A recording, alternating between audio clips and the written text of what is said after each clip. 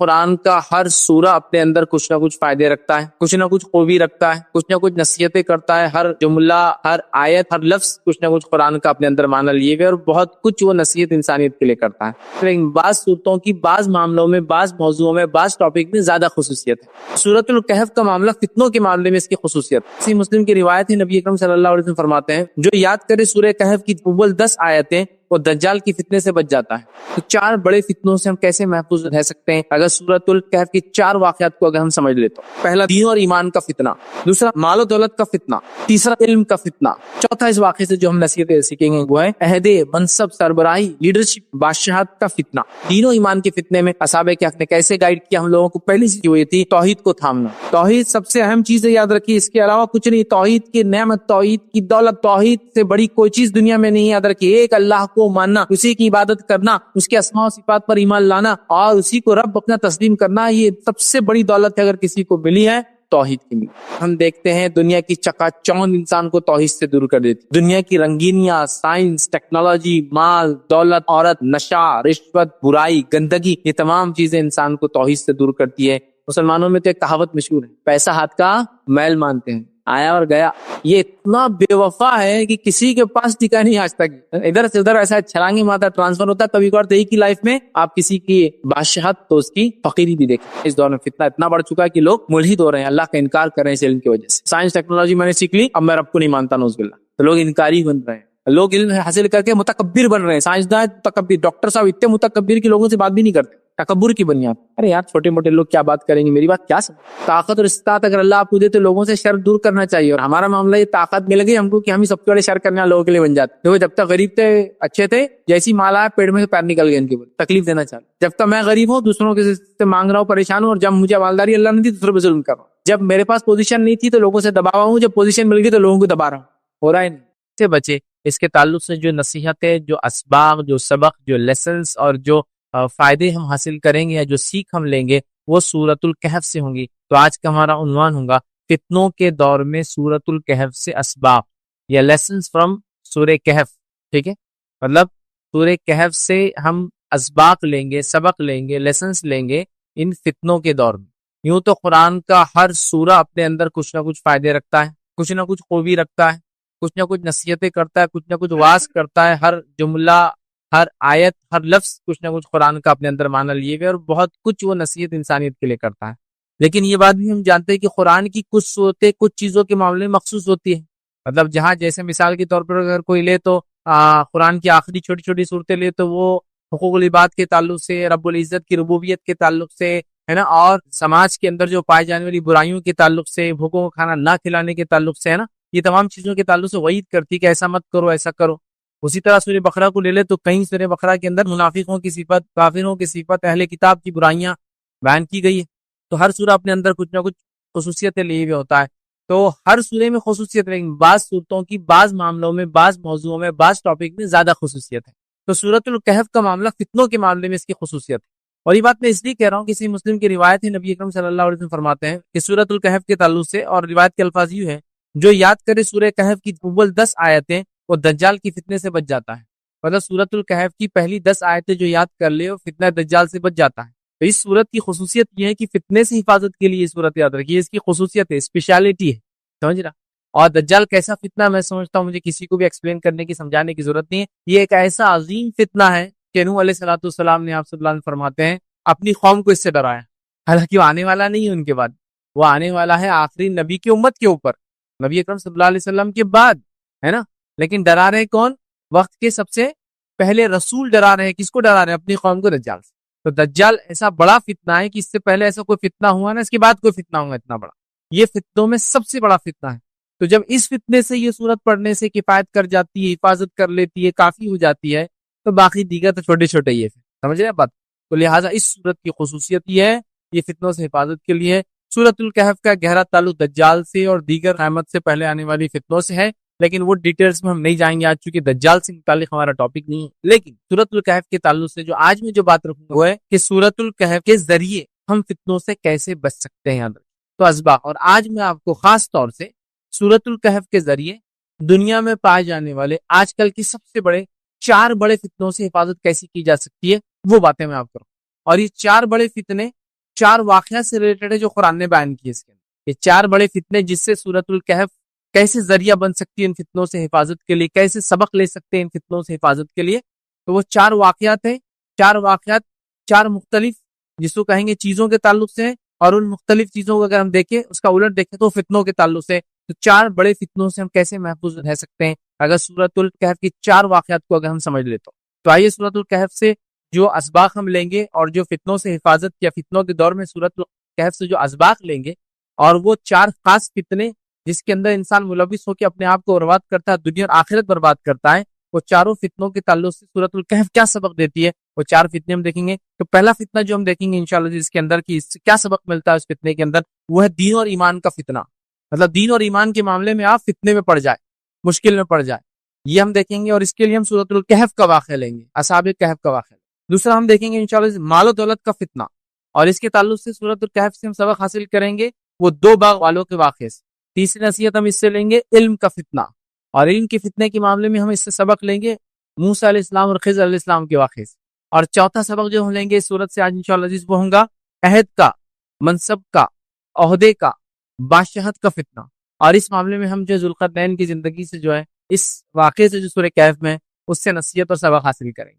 تو چار قسم کی فتنے ہم دیکھیں گے, اور چاروں قسم کی فتنے کے اندر ہم جو ہے سورہ کہف کو کیا نصیحت کرتا ہے وہ دیکھیں گے. اور یہ چار بہت بڑے بڑے فتنے ہیں, ایسے بڑے بڑے اور خطرناک فتنے جو انسان کی دین اور دنیا دونوں برباد کر دیتے ہیں. یاد رکھیں بہت ہی خطرناک فتنے. تو اگر سورۃ الکہف سے یہ سبق ہم لے لیں جس کے تعلق سے نبی اکرم صلی اللہ علیہ وسلم نے فرمایا کہ ہر جمعہ سورۃ الکہف کو پڑھنا چاہیے نا, ان کو جو ہے نصیحت کی کہ ہر جمعہ جو ہے سورۃ الکہف کو پڑھنا چاہیے. روایت نے فرمایا جو سورۃ الکہف کو پڑھتا ہے تو اس جمعے سے لے کر جو جمعہ اگلا آنے والا ہے اس کے بیچ یہ نور ثابت ہوگا, نور ثابت ہوگا. سورۃ الکہف کی تلاوت ایک صحابی کر رہے ہیں اور ان کا جانور بدک رہا ہے, ہنہنا رہا ہے. تو انہیں ڈر لگ رہا ہے کہیں وہ زیادہ بد کے اور ہنہنائے, بڑا ہوتا ہے نا, ڈر جاتا ہے. آپ گھبرا کے جلدی سے اپنا تلاوت ختم کرتے ہیں, آسمان کی طرف دیکھتے ہیں تو ایک بادل ہے. نبی اکرم صلی اللہ علیہ وسلم مجلس میں جا کے خدمت جا کے بتاتے ہیں واقعہ, تو آپ نے فرمایا وہ سکینت تھی. سورۃ الکہف نور ہے دو جمعہ کے بیچ میں. سورۃ الکہف کی 10 آیتیں دجال کی فتنے سے حفاظت کا ذریعہ, جو کہ زمین و آسمان جب سے بنے اس کا سب سے بڑا فتنہ ہونے والا ہے. یہ فتنہ کیا ہے اگر دیکھنا ہے تو میرا تفصیلی عنوان دجال کا خروج جو ہے وہ آپ ضرور دیکھیں. یہ عنوان میں نے بہت ڈیٹیل میں اس فتنے کو لیا, ٹھیک ہے, تو اس کا ہے.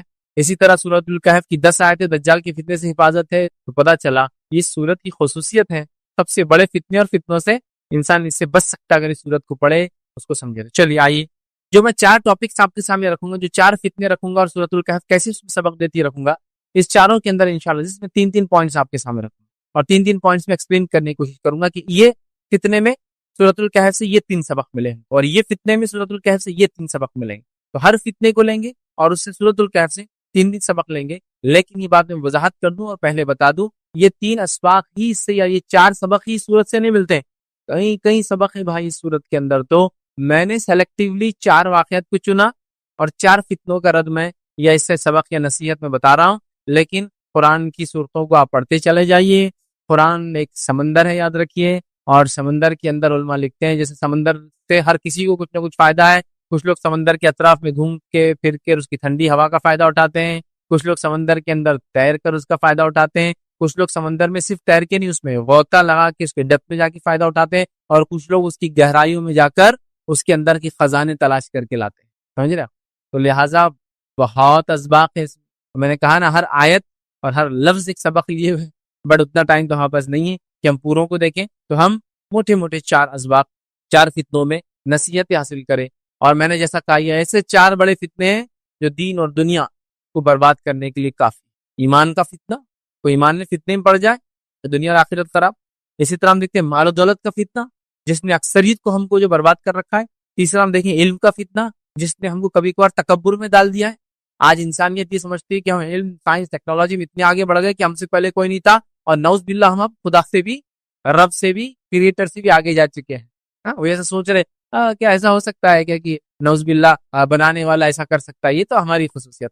اسی طرح ہم دیکھیں گے عہدے منصبی اور جو ہے بادشاہت کا جس کو ہم کہیں گے, مطلب لیڈرشپ اگر آپ کو مل جاتی ہے, عہدہ مل جاتا ہے, تو فتنے میں انسان پڑ جاتا ہے, اپنی دنیا خراب کرتا ہے لوگوں کے حق مار کے, ظلم کر کے, اور اپنی آخرت خراب کرتا ہے چونکہ اس کے عمل برباد ہو جاتے ہیں جب لوگوں کا حق مارتا ہے اور ان پر ظلم کرتا ہے. چلیے آئیے ہر فتنے کے اندر 3 نکات رکھوں گا. پہلا دیکھیں گے دین اور ایمان کا فتنہ. اس معاملے میں سورۃ الکہف کیا سبق دیتی ہے. دین و ایمان کے فتنے کے تعلق سے جیسا میں بتاؤں گا آپ کو، میں اصحاب کہف کا واقعہ رکھوں گا، کیونکہ اس واقعے کے اندر دین و ایمان کے فتنے میں وہ لوگ پڑ گئے تھے اور انہوں نے کیسا اپنی نفس کو بچایا، پھر رب العزت نے کیسی ان کی مدد کی، اور پھر کیا ان کے ساتھ وہ رکھوں گا۔ لیکن یہ بتا دوں ہر واقعے کو میں بہت شارٹ میں رکھوں گا، ٹو شارٹ۔ وجہ یہ کہ اگر سورۃ الکہف کے واقعات کی اگر ہم دیکھنا شروع کر دیں، اتنے پیارے پیارے، اتنے بہترین، اتنے نصیحت والے یہ واقعات ہیں جس کی کوئی انتہا نہیں۔ اصحاب کہف اتنا انٹرسٹنگ واقعہ ہے جس کی کوئی انتہا نہیں یاد رکھی، اور اتنے نصیحتیں اس میں، نصائح جس کو کہیں گے موجود ہے، ہر واقعہ ایسی ہے۔ لیکن میں شارٹ نہیں، بہت شارٹ، کسی کو تفصیلات میں جانا ہے تو سورۃ الکہف کو اٹھائے، جہاں ہر جمعہ ہم اس کی تلاوت کرتے ہیں، اگر نہیں کرتے تو شروع کر دیں، اور اگر تلاوت کرتے ہیں تو ہر جمعہ کوشش کریں کہ ترجمہ بھی اس کا پڑھنا شروع کر دیں، ٹھیک ہے؟ تو بہرحال آپ کو ڈیٹیلز میں واقعے سننے کو ملیں گے، میں بہت شارٹ میں۔ چلیے آئیے، اصحاب کہف کا واقعہ کیا ہے؟ اصحاب کہف کا واقعہ بہت سرسری طور سے شارٹ میں یہ ہے کہ چند نوجوان تھے جن کی تعداد اللہ ہی بہتر جانتا ہے کہ وہ 9 تھے اور اس سے زائد کتنے تھے اور اس سے کم کتنے، ٹھیک ہے؟ لیکن مختلف اقوال ملتے ہیں۔ تو وہ اصحاب کہف میں ہوا یہ کہ چند نوجوان تھے جو ایمان لائے تھے۔ روایتوں کے مطابق آتا ہے کہ یہ روم کے کسی شہر، جو کہ اس زمانے میں یہ شہر ترکی کے اندر کوئی شہر ہوا کرتا تھا، واللہ عالم، چونکہ ساری چیزیں اننون ہیں، کوئی فیکٹس ہمارے سامنے نہیں ہے، اللہ نے واقعے کو بیان کیا، ہم اس پر ایمان لاتے ہیں، ٹھیک ہے؟ لیکن بتایا جاتا ہے، روایتوں میں آتا ہے، صحابہ کے، تابعین کے، تبع تابعین کے اقوال ہے، بہرحال مفسرین۔ تو ترکی کا کوئی شہر تھا جو اس زمانے میں رومی حکومت کا حصہ ہوا کرتا تھا، ٹھیک ہے؟ اور اس کے اندر چند نوجوان تھے جو ایمان لائے تھے۔ روایتوں میں کہا جاتا ہے کہ اس زمانے کا جو بادشاہ تھا اس کا نام ڈیسیس تھا، ڈیسیس، یا اس کو عربی میں کہتے ہیں دقیانوس، ٹھیک ہے؟ اور اسی سے لفظ اردو میں دقیانوس آتا ہے، جو پرانے خیال کا ہوتا اور اپنے آپ کو بدلنا نہیں چاہتا، ٹھیک؟ تو کنگ ڈیسیس وہ ایک بادشاہ ہوا کرتا تھا اور اس کا ایک زمانہ تھا، اور وہ اپنے آپ کو الہ اور معبود اور پتہ نہیں کیا کیا سمجھتا تھا۔ اور روایتوں کے مطابق جو بات سمجھ میں آتی ہے، واقعہ عیسائیت سے پہلے کا ہے، مطلب یہ لوگ جب یہودیت تھی، مطلب اسلام تھا، لیکن جب ان لوگوں نے اپنے آپ کو اب یہود کہہ دیا، تو یہ اس زمانے کا بات ہے۔ موسیٰ علیہ الصلوۃ والسلام کی شریعت اس زمانے میں رہی ہوں گی، اور بادشاہ جو تھا وہ جو ہے رومی بادشاہ تھا، تو اس کا مذہب جو بھی ان زمانے میں ان کا میتھیکل ریلیجن ہوتا ہے، مائتھولوجیکل ہوتا ہے، خیاسی جو بہرحال مذہب ہوتا ہے، اس ٹائپ کا اس کو کوئی مذہب رہا ہوں گا بہرحال۔ اور وہ اپنے آپ کو بادشاہ یا تو رب سمجھتا تھا یا رب کا ریپرزینٹیٹیو سمجھتا تھا اپنے آپ کو دنیا میں، بہرحال وہ اپنے آپ کو بہت بڑی طاقت سمجھتا تھا، اور وہ لوگوں کو اسلام پر چلنے سے، ایک اللہ کو ماننے سے انکار کرتا تھا، اور لوگوں کو اس پہ ایمان لانے سے روکتا تھا۔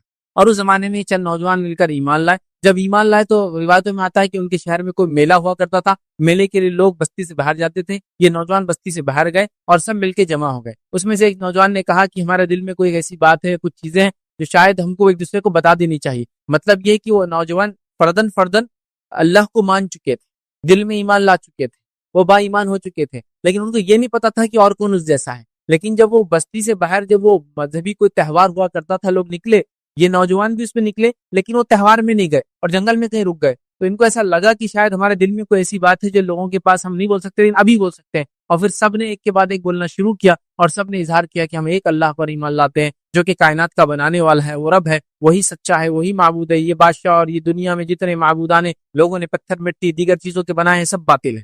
جب انہوں نے ایک دوسرے کے سامنے اظہار کیا، جب اظہار کیا تو ان کو لگا رہے ہم اب اکیلے نہیں ہیں، وی آر اے کمیونٹی، ایک ٹیم ہے ہم لوگ، ایک وفد ہے، ایک جو ہے چھوٹی سی ٹکڑی اور جماعت ہے۔ اور انہوں نے اپنے آپ کو ایکسپلین کیا، اور ان کے ساتھ ایک کتا بھی تھا، یاد رکھیے، وہ ہو سکتا ہے شکاری کتا رہا ہو، شکار کے لیے جنگلوں میں لوگ جاتے تھے، حفاظت کے لیے استعمال کرتے تھے، بھیڑیوں سے بچنے کے لیے، اسی طرح ریچھ وغیرہ سے بچنے کے لیے، تو ان کے ساتھ ایک کتا بھی تھا، یاد رکھیے۔ اب وہ سفر میں جب گئے، جب لوگوں سے اظہار کیا، لوگ پتا چلا کہ وہ سب ایمان والے ہیں، لیکن ان کو ڈر ہوا کہ اب ایمان کے تعلق سے کیا کریں۔ وہ لوگ وقت کے بادشاہ کے پاس گئے، انہوں نے اس کو دعوت دی۔ اب یہ بادشاہ تھا یا اس علاقے کا گورنر تھا، واللہ عالم، جو بھی تھا ذمہ دار، اس کو دعوت دی۔ دعوت دینے کے بعد اس نے کہا کہ تم اپنے آپ کو سدھار لو، اپنی اصلاح کر لو، ایک رب کو ماننا چھوڑ دو، ورنہ تمہارے ساتھ برا انجام ہوگا، اور میں تمہیں تھوڑی سی مہلت دیتا ہوں، اپنے آپ کو سدھار لو اور واپس آ کے جو عقیدے پہ ساری دنیا اور جس پر میں ہوں اس پر ایمان لاؤ۔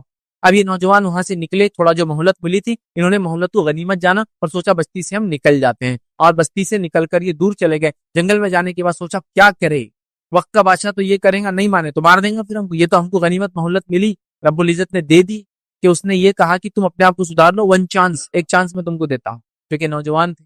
کچھ لوگوں نے لکھا کہ ان کو اس لیے نہیں مارا گیا، ورنہ عام آدمی ہوتے تو مار دیے جاتے، یہ سرداروں کے بیٹے تھے، لیڈرز کے بچے تھے، مطلب جیسا کہ کنگ کے پاس جو وزیر وغیرہ، واللہ عالم، بہرحال اس نے نہیں مارا، ایک مہلت دی۔ یہ لوگ بستی سے نکلے، اب سوچا کیا کریں گے، اور سوچا کہ چلو گفا میں جا کے بیٹھ جاتے ہیں۔ ایک گفا دکھی، گفا میں جا کے بیٹھ گئے، اور بیٹھنے کے بعد اللہ رب العزت نے کہا کہ اللہ رب العزت نے ان کے کان بند کر دیے اور ان پر نیند طاری ہو گئی، اور اس کے بعد وہ سو گئے، لیکن کھلی آنکھ کے ساتھ سوئے۔ کھلی آنکھ کے ساتھ سوئے مطلب اللہ نے ان کے دین و ایمان کو بچانا سوچا، اور بچانے کا یہی طریقہ تھا کہ اس زمانے کو گزرنے دیا جائے. اور اس زمانے کے لوگوں کا عقیدہ یہ بھی تھا کہ دوبارہ تو انسان اٹھنے والے نہیں ہے، یاد رکھیے. لہٰذا ان کو سلا دیا گیا، اور سلایا ایسا گیا کہ ان کا کتا جو ہے چوکھٹ پہ بیٹھا تھا، مطلب باہر بیٹھا تھا گفا کے، ایسا بیٹھا جیسے شکاری کتے بیٹھتے ہیں. اور یہ لوگ جو اندر سوئے تھے تو پلٹتے بھی تھے، سورج نکلتا اور ڈوبتا بھی تھا، اور یہ لوگ الٹ پلٹ بھی ہوتے تھے، ایک جیسے نہیں سوتے تھے کہ زمین کھا جائے. کروٹیں لینا جس کو کہتے ہیں وہ لیتے تھے. اور خصوصیت یہ تھی کہ ان کی آنکھیں کھلی تھی، یہ آنکھیں بند کر کے نہیں سوئے تھے، آنکھیں کھلی تھی. اس لیے قرآن نے کہا کہ اللہ نے ان کے کانوں پر پردہ ڈال دیا تھا، سن نہیں پاتے تھے کچھ، آنکھیں کھلی تھی کہ اگر دیکھنے والا آ کر دیکھے تو اللہ نے ان کے اندر ایک ہیبت ڈال دی تھی. ہیبت سمجھتے آپ؟ خوف ڈال دیا تھا، ڈر ڈال دیا تھا کہ لوگ ان کو دیکھتے اگر غلطی سے آ بھی گئے پر ہو جاتے تھے، اور کسی کو بتا بھی نہیں پاتے تھے کیا دیکھا، کہاں دیکھا، کیا دیکھا. مطلب اللہ نے حفاظت کی. اور کتے کے تعلق سے علماء لکھتے ہیں اس کو بھی ایسا رکھا کہ وہ بھی جاگتا رہتا تھا، مطلب وہ بھی سویا ہوا تھا لیکن وہ بھی ایسا ہوتا ہے کہ ایک آنکھ کھلی رکھ کے بیٹھا رہتا، پھر وہ ایک آنکھ بند ہوتی دوسری کھل جاتی. مطلب وہ سو رہے تھے، کانوں پہ پردہ تھا لیکن لوگوں کو دکھتا تھا وہ جاگ رہے ہیں. کتا بھی ایسا تھا کہ ایک آنکھ کھلی رکھتا دوسری بند کرتا دوسری کھلی، آٹومیٹک سسٹم چلتا تھا. اور ہیبت اللہ نے ان کے دلوں میں ڈال دی تھی تاکہ کوئی لوگ آتے تو وہاں سے بھاگ جاتے تھے. یہ سوئے رہے اور سوئے رہے، لمبا زمانہ سوتے رہے. ایک زمانے کے بعد اٹھے، اٹھنے کے بعد ایک دوسرے سے پوچھا کتنا سوئے، کسی نے کہا دن یا دن کا کوئی ایک حصہ سوئے ہوں گے، چلو نکلتے ہیں. سب نے مل کے کہا دیکھو خاموشی سے نکلو یہاں سے، یہ پیسے لو، کچھ پیسے ان کے پاس تھے، چلو جا کے کھانے پینے کا سامان لے کے آؤ شہر سے. ایک کو طے کیا کہ تم جاؤں گے، وہ آدمی نے پیسے لیا اور بہت چھپتے چھپاتے شہر کے پاس پہنچا. جب شہر کے پاس پہنچا تو دیکھتا ہے کہ شہر میں تو ایسا کچھ بھی نہیں ہے جو اسے چھوڑ کر گیا تھا. اس کو لگتا ہے وہ پاگل ہو گیا، دیوانہ ہو گیا، یا وہ خواب دیکھ رہا ہے دن کے اندر. اب آپ خود سوچئے کوئی سو گیا. اور روایتوں میں آتا ہے عبداللہ بن عباس رضی اللہ عنہ اور دیگر لوگوں کے قول ہے کہ وہ شاید 309 سال سوئے تھے، 309 ایئرس، سمجھ رہا؟ تو 309 سال سوئے تھے، واللہ عالم، پھر بھی ہم نہیں جانتے. تو 309 سال سوئے تھے. اب آپ سوچئے کہ سمجھ لیجئے آج سے 300 سال پہلے کا اورنگ آباد شہر، اس کے بعد کوئی سو کے اٹھ کے آج آ رہا. اب ایڈوانسمنٹ آج سمجھ رہے نا، 300 سال پہلے کا تو اورنگزیب کا زمانہ ہے جو شہر بن رہا ہے اورنگ آباد، اور آج اٹھ کے آ رہا. تو کیا مطلب کیا تبدیلی دیکھیں گے اس کے اندر. تو اب 300 سال ہو گئے، اس کو لگا یہ دیوانہ ہو گیا، آدمی پاگل ہو گیا، اس کو خواب دکھ رہے دن میں، چیزیں بدل گئی، حالات بدل گئے، گھر بدل گئے، عمارتیں بدل گئی، لباس بدل گیا، رہن سہن بدل گیا، دکانیں بدل گئی. پھر بھی چھپتے چھپاتے دکان میں گیا، سکہ نکال کے بولتا ہے کھانے کو کچھ دو. دکاندار نے سکہ لے کے دیکھا، دوسروں کو بلایا، ادھر یہ کیا سکہ، یہ سمجھ نہیں آ رہا کہاں سے لا لی انہوں نے. تو ان کو لگا ان کو کوئی خزانہ ملا، تو یہ کیا کر رہا ہے، سے خزانے میں سے جا کے لا رہے. اس نے کیا کیا، بات ہوئی اور بات ذمہ داروں تک گئی، بات وقت کے بادشاہ تک گئی. اور وقت کا بادشاہ بتایا تھا تھیوڈوس اس کا نام تھا، لیکن وہ اسلام قبول کر چکا تھا، وہ مسلم تھا، واللہ عالم. بہرحال وہاں جاتے ہیں، وقت کے بادشاہ کو بتاتے، وقت کا بادشاہ کہتا ہے کہ یہ کہاں سے ملے. پھر وہ لڑکا بتاتا ہے کہ ایسا ایک گفا ہے، وہاں ہمارے اور بھی دوست ہیں، ہم لوگ ایسے سوئے تھے، سو کر جب اٹھے تو یہ حال ہے. لوگوں میں یہ بات مشہور تھی کہ چند نوجوان ایمان لائے تھے آج سے کچھ 100 سال پہلے، لیکن وہ کبھی نہیں ملے کاغوں میں، مشہور تھے واقعات. اور بالکل وہ سکے لے کے آئے، اسی وقت کے بادشاہ کے سکے لے کے آئے، وہی نوجوان تھے، تعداد وہی تھی. لوگوں نے دیکھا ان کے ساتھ ایک کتا تھا، اس گفا کے پاس بادشاہ بھی گیا، شہر کے لوگ گئے، دیکھا کرا. اور بہرحال اس کے بعد ان کو دیکھنے کے بعد، ملاقات کے بعد، اللہ رب العزت نے ان سب کو موت دے دی، کیونکہ اللہ کو صرف بتانا تھا کہ اللہ جیسا پہلی بار پیدا کرتا دوبارہ پھر اٹھائیں گے. اور وہ نوجوان بہرحال وہاں انتقال کر جاتے ہیں. اور اس کے بعد پھر ان میں اختلاف ہوا کہ اس گفا کے پاس مسجد بنائی جائے، عبادت گاہ بنائی جائے، لیکن کوئی پسندیدہ عمل نہیں تھا، لیکن انہوں نے اختلاف کیا آپس میں کہ بنانا چاہیے، یہ کوئی صحیح چیز نہیں ہے، لیکن کیا انہوں نے. بہرحال قرآن نے کہا کہ مسجد تعمیر کی جائے، عبادت گاہ بنائی جائے. اس طرح کی ڈسپیوٹ ہوئے اور ان کا معاملہ پھر ختم ہوا. تو اللہ نے اس کے ذریعے یہی بتا دیا کہ ہم جس طرح پہلی بار تم کو پیدا کرتے دوبارہ پھر اٹھائیں گے. جیسا اصحاب کہف کو سلانے کے بعد اٹھایا، اسی طرح ان لوگوں کا جو کہتے ہیں عیسیٰ علیہ السلام آسمان میں کیا کر رہے ہوں گے، واللہ عالم، جو بھی کر رہے ہوں گے. اصحاب کہف بھی تو 300 سال سو کے اٹھے نا، اللہ نے پھر ان کو لا لیا. تو عیسیٰ علیہ السلام بھی گئے ہیں کس حالت میں، واللہ عالم، پھر آئیں گے قیامت سے پہلے. اور ہم ہر انسان جس طرح سے زندہ ہے مرنے کے بعد پھر اٹھنے والا ہے. یہ اصحاب کہف کا ایک سبق تھا بہرحال. لیکن ہم جو دیکھ رہے ہیں اصحاب کہف سے یہاں دین اور ایمان کا فتنہ، ہم یہاں سے یہ پوائنٹ صرف لینے والے ہیں. یہ تھا پورا واقعہ، بہت مختصر، بہت شارٹ. چلیے اس واقعے میں جو چیزیں ہم نے سیکھی، جو بہت اہم میرا نقطہ تھا، اور وہ تھا دین و ایمان کے فتنے میں اصحاب کہف نے کیسے گائیڈ کیا ہم لوگوں کو. پہلی چیز یاد رکھی وہ یہ تھی توحید کو تھامنا. ان نوجوانوں نے جو سب سے پہلا کام کیا وہ توحید کو تھاما. توحید سمجھتے نا، ایک اللہ کو ماننے کو، ایسا جم گئے اس کو توحید پر. سب سے پہلا کام نوجوانوں نے کیا، توحید کو تھاما. تو میں گزارش کروں گا اصحاب کہف نے جس طرح سے ایمان لانے کے بعد توحید کو تھام لیا، ہم تمام لوگ بھی توحید کو تھام لیں. جس کو توحید مل گئی اس کو دنیا مل گئی، اس کو آخرت مل گئی. جس کو توحید نہیں ملی اس کی دنیا برباد ہوگی، اس کی آخرت برباد ہوگی. میری باتوں کو کان کھول کر سب سن لیں.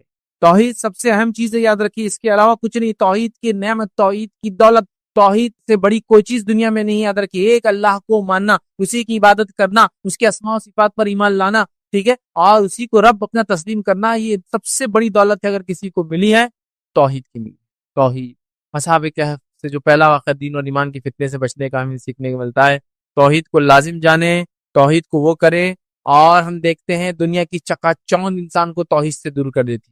دنیا کی رنگینیاں، سائنس، ٹیکنالوجی، مال، دولت، عورت، نشہ، رشوت، برائی، گندگی، یہ تمام چیزیں انسان کو توحید سے دور کرتی ہے. یہ جگمگاہٹ بولتے ہیں، انسان کو اس طرف لپکتی ہے. لیکن غور سے سنیے، یہ تو ابھی سادی سیدھی ہے، ابھی تو دجال آنا باقی ہے. تو اگر اس چکا چوند میں آ کر ہم اگر توحید کو چھوڑ دیتے ہیں آج، تو کل جب دجال آئیں گے تو کیا ہماری حیثیت رہیں گے، کیا اوقات اور کیا بساط رہیں گی. غور کیجیے، کیونکہ وہ تو سب سے بڑا فتنہ زمین و آسمان کے بیچ میں جو اللہ نے پیدا کیا جاتا ہے. تو بہرحال ہم کو اس سے سبق ملتا ہے. اسی طرح دنیا کی قوموں کے پاس جو کچھ بھی رنگینیاں ہوں وہ کچھ بھی کام کی نہیں آتا، کہ اصل چیز ہے توحید کی نعمت، توحید کی دولت. توحید سب سے اہم چیز ہے، یاد رکھیے. اور اصحاب کہف نے اسی کو بچایا، یاد رکھیے، توحید کو یاد رکھیے. اور اللہ رب العزت فرماتا ہے سورہ کہف کے اندر، سورہ نمبر 18 آیت نمبر 14 میں اللہ فرماتا ہے، ہم نے ان کے دل میں اس وقت مضبوط کر دیے جب وہ اٹھے اور انہوں نے اعلان کر دیا، ہمارا رب تو بس وہی ہے جو آسمان اور زمین کا رب ہے، ہم اسے چھوڑ کر کسی دوسرے معبود کو نہیں پکاریں گے. اگر ہم ایسا کریں گے تو بالکل جو ہے بیجا بات کریں گے، یہ فالتو بات ہوں گی، ہم سے بڑی غلطی ہوں گی بیجا کہ ہم اپنے رب کو چھوڑ کر کسی اور کی عبادت. تو انہوں نے توحید کا اعلان کر دیا. اس واقعے سے جو دین و ایمان کی فتنے سے بچنے کا جو دوسرا سبق ہم کو ملتا ہے وہ یہ صحبت صالح. صحبت صالح، اچھے دوستوں کی صحبت، گڈ کمپنی کا امپورٹنس پتا چلتا ہے.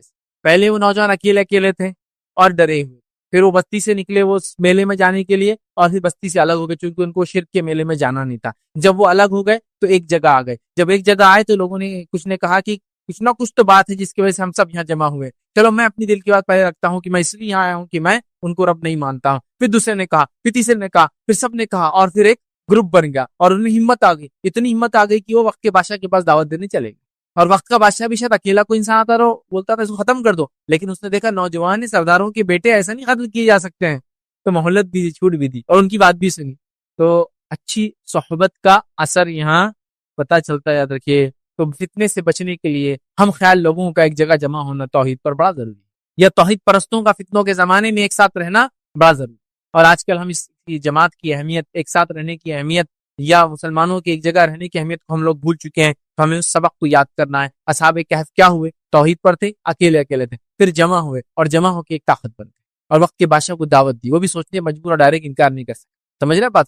تو لہٰذا جمع ہوں ایک جگہ، یاد رکھیے. تو آج ہم دیکھتے ہیں ہم بری صحبت کو اختیار کرنا چاہتے ہیں. آج ہم دیکھتے ہیں ہم برائی کے ساتھ بلکہ بری صحبت پہ ہم فخر کرتے ہیں. میں ان کے ساتھ رہتا ہوں، ہمارے بچے ان کے ساتھ رہتے ہیں. بری صحبت پہ فخر اختیار کرتے ہیں. فخر اختیار کرنے کی چیز نہیں، یاد رکھیے. اچھی صحبت اختیار کرنے کی ضرورت ہے. اللہ عز و جل نے نبی کریم صلی اللہ علیہ وسلم کو نصیحت کی، اور کیا فرمایا سنیے. سورہ کہف سورہ نمبر 18 آیت نمبر 28 میں فرمایا رکھا، وَاصْبِرْ نَفْسَكَ مَعَ الَّذِينَ يَدْعُونَ رَبَّهُمْ بِالْغَدَاةِ وَالْعَشِيِّ يُرِيدُونَ وَجْهَهُ. اللہ فرماتا ہے، کہتا ہے، اور اپنے دل کو ان لوگوں کی معیت پر مطمئن کر جو اپنے رب کی رضا کے طلبگار ہے اور صبح و شام اس کو پکارتے ہیں، اور ان سے ہرگز منہ نہ پھیرنا.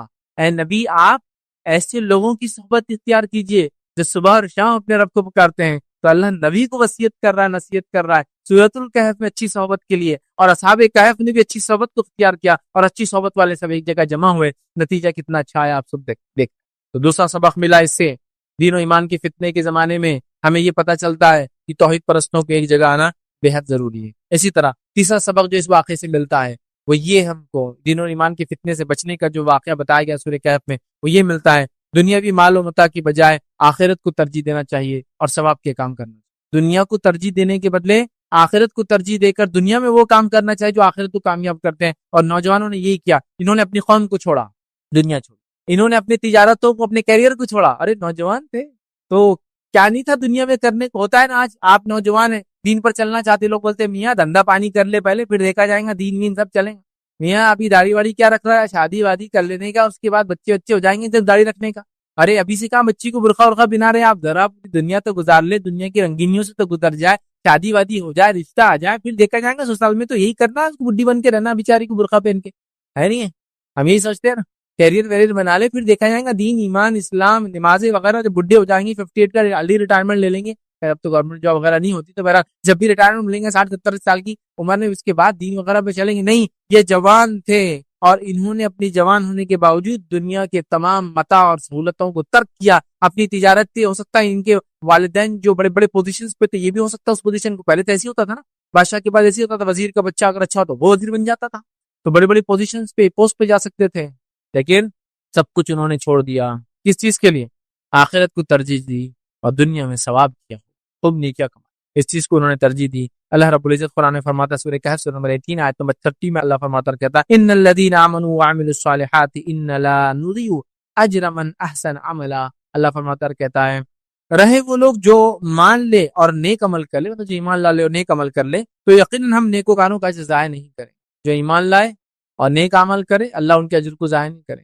تو یہ نوجوان ایمان لائے اور انہوں نے یاد رکھیے نیک کام کیا، اور اسی طرح جو ہے سورہ کہف سے ہم کو یہ بات بھی پتہ چلی اس واقعے سے کہ دنیا کی کوئی حیثیت نہیں ہے۔ اللہ فرماتا ہے سورہ کہف سورہ نمبر 18 اور آیت نمبر 7 اور 8 میں اللہ فرماتا ہے کہتا ہے ان جعلنا ما علی الارض زینۃ لها لنبلوهم ایہم احسن عملا وانا لجاعلون ما علیہ صعیدا جرزا۔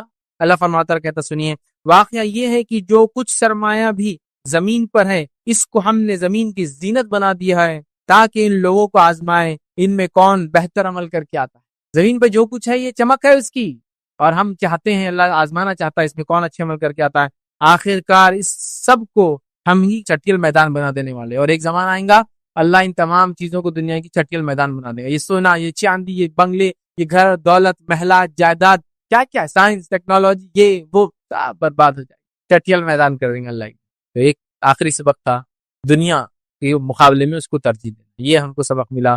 تو ہم دین و ایمان کی فتنے میں نہ پڑے بلکہ دین و ایمان کو اپنا ساتھی بنائیں اور اس پر عمل کریں۔ تو سورہ کہف کا جو پہلا سبق دین و ایمان کی فتنے میں ہم کیسی نصیحت حاصل کریں، یہ نصیحتیں ہم کو ملتی ہے کہ ہم جو ہے دین و ایمان کو ترجیح دیں۔ ہمیں یہ نصیحت ملتی ہے کہ ہم جو ہے سب سے پہلی چیز توحید کی نعمت کو سمجھیں، دوسرا اچھی صحبت کو اختیار کریں، اور تیسرا جو ہے دنیا کے مقابلے میں آخرت کو ترجیح دیں۔ آگے بڑھتے ہیں۔ دوسرا جو فتنہ دنیا کا بڑا فتنہ، اور اس میں سورہ کہف ہماری کیسی رہنمائی کرتا ہے، وہ ہے مال و دولت کا فتنہ۔ مال مطلب پیسہ، دولت مطلب زمین و جائیداد۔ ویسے مال اور دولت بھی، ہاں بس اردو میں دولت بھی پیسے کو بولتے ہیں، لیکن اگر ان کو دونوں کو فرق کرو، دولت کہتے ہیں اسٹیٹ کو، حکومت کو، زمین اور جائیداد کو، اور مال کہتے ہیں کیش کرنسی کو۔ تو مال اور دولت ہے نا، تو دولت کا معنی ہوتا ہے اسٹیٹ، ٹھیک۔ تو کسی کی دولت فلاں دولت تھی اور یہ ان کی دولت ہے، حکومت ہے، گورننس ہے، اس کو بولتے ہیں۔ تو مال اور دولت کا فتنہ، زمین اور پیسے، زمین جائیداد، یا پیسے اور زمین جائیداد کا فتنہ۔ اور آج میں سمجھتا ہوں اس فتنے سے ہم میں سے کوئی بھی نہیں بچا ہے، بلکہ اللہ کے رسول صلی اللہ علیہ وسلم نے فرمایا پچھلی امتوں کا فتنہ عورتوں سے شروع ہوا تھا، میری امت کا فتنہ مال ہے۔ امت محمدیہ کا فتنہ کیا ہے؟ مال ہے، غربت نہیں ہے۔ پچھلی امتوں کی فتنے کچھ اور ہے، ہمارا فتنہ کچھ اور ہے۔ تو مال و دولت تو ہمارا فتنہ ہے، مال فتنہ ہے، یاد رکھیے۔